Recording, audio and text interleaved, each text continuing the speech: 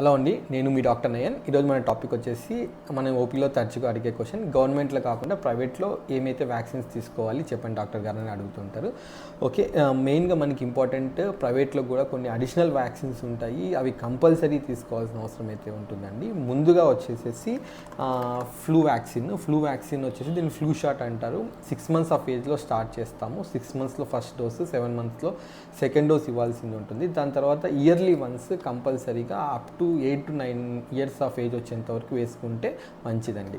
దాని తర్వాత next typhoid vaccine 6 to 9 monthsలో స్టార్ట్ చేస్తాము.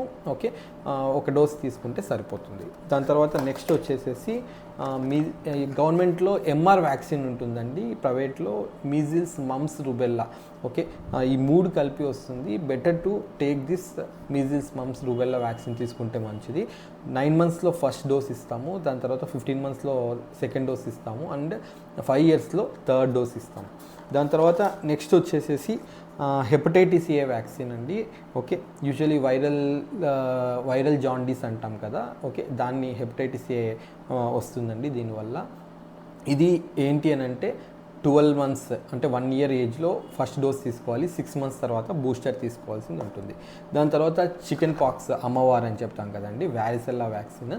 ఇది 15 monthsలో ఫస్ట్ డోస్ తీసుకుంటాము. దాని తర్వాత 3 to 6 months తర్వాత సెకండ్ బూస్టర్ వేసుకుంటే మంచిది. ఇవన్నీ ప్రైవేట్లో దొరికే, గవర్నమెంట్లో దొరకకుండా ప్రైవేట్లో మాత్రమే దొరికే అడిషనల్ ఇంపార్టెంట్ వ్యాక్సిన్స్ అండి. ఇవన్నీ చాలా ఇంపార్టెంట్. Thank you.